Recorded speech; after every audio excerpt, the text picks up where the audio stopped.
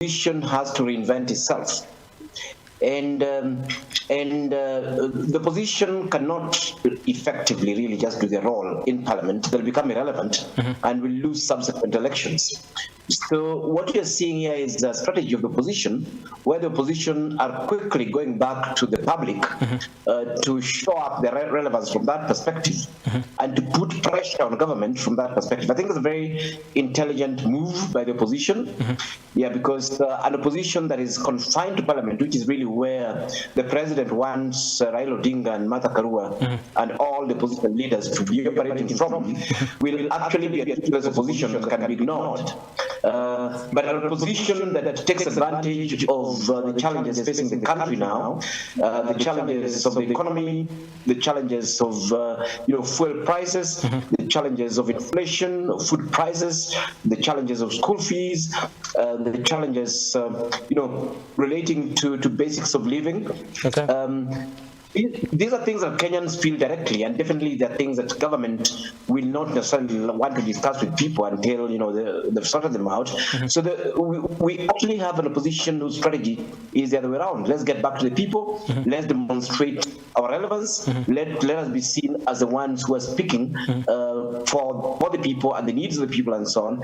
And then that way, build their relevance and build the capacity then, to be able to deal with government and government agendas, both inside the house and the public domain. It's very, very clear what the opposition politics is about. In fact, you could see even minority leader in Kibra saying that, look, they want to ensure that the government implements his program fully, his promises to the people.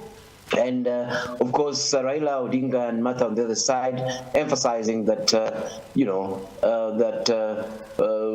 the government is illegitimate in the first instance. And this is just a way for the opposition to organize itself. And I think it's something that if the opposition did in the Kenyatta government, they would have easily won the last election.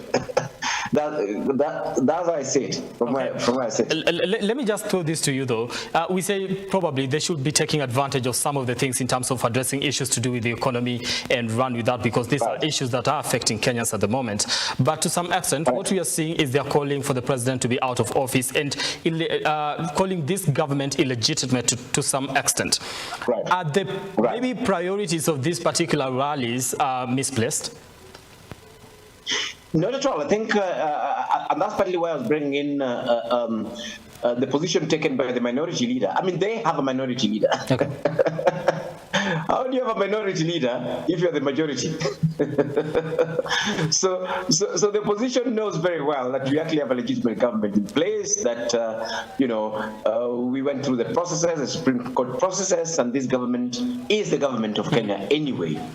But then, of course, I think the issue of the illegitimacy of the government is simply for the opposition to rally his members.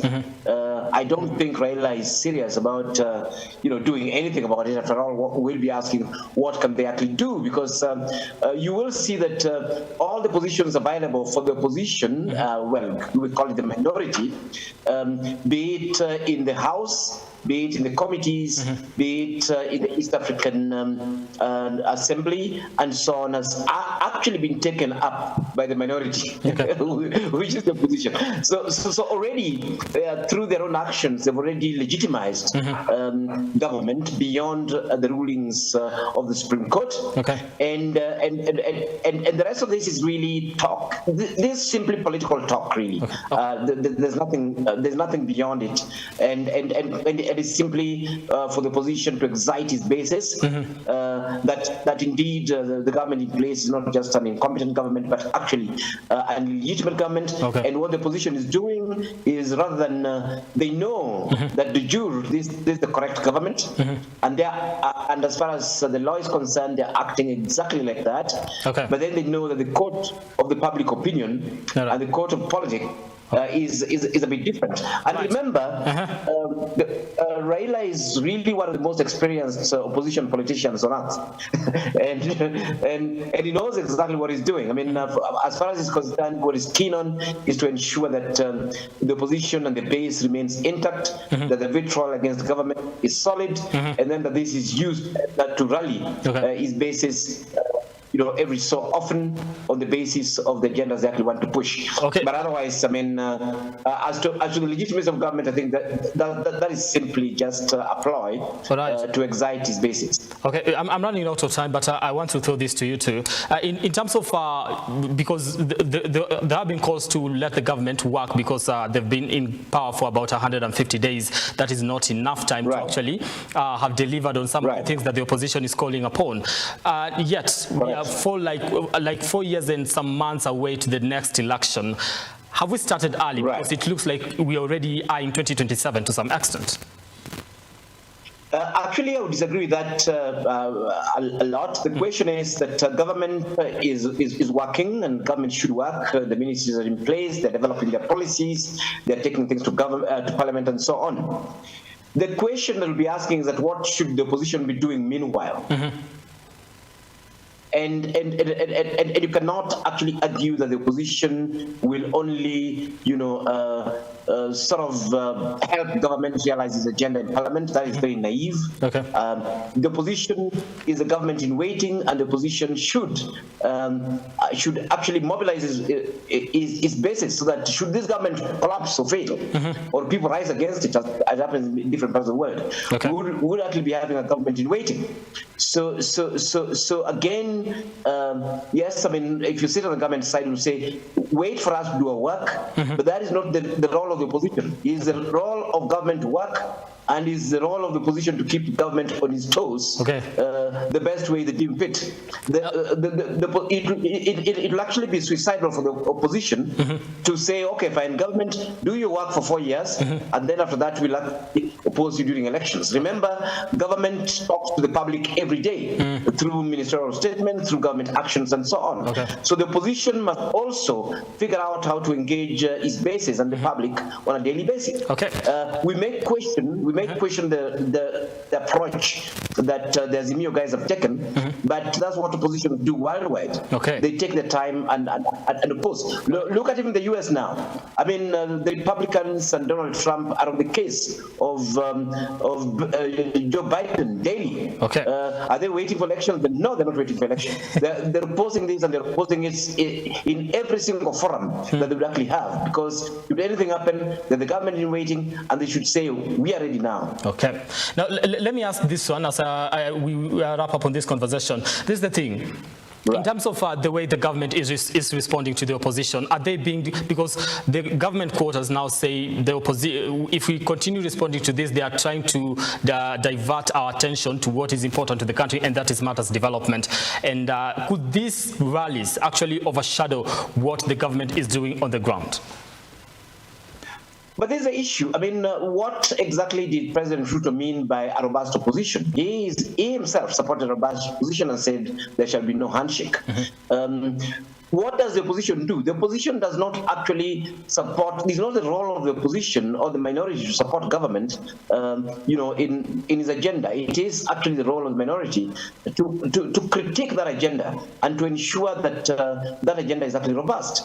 And this is what the president was actually asking for. And for me, I think this is what we lacked in the last 5 years of the Uhuru government, and that way then the government of Kenya got away with much because the opposition was asleep. What we actually have, from where I sit, is the best thing that Kenya can ever hope for, where you have a government that is in place that should actually be doing its work on a day-to-day basis and sharing that with the wananchi, and an opposition that is actually taking government to task on every single thing that government is actually doing. Once both of those things are settled, then in fact you have a situation where there's somebody to check government. The Ruto government actually is put a lot of policies in place that are questionable. from not cushioning the consumer, removing levies on fuel, and removing all of them abruptly. Okay. So we're ending up with all these situations where we've got super inflation, the shilling is collapsing, of course the borrowing continues. We are not clear really about what government is doing in the short term to stabilize the economy and so on. Okay. So we actually need a robust opposition that can punch hole through these government policies, so that government puts a more coherent agenda on the table as that we were. And I think the only thing we are actually debating here is really the method. I think even the president was hoping for something like that. I think the only thing the president didn't foresee was this particular method that the opposition has, which is reaching to the ordinary mwananchi directly in public rallies. Okay. Now, this is the thing. I would like to continue this conversation, but I'm out of time, Professor. And like you say, the opposition did say to some extent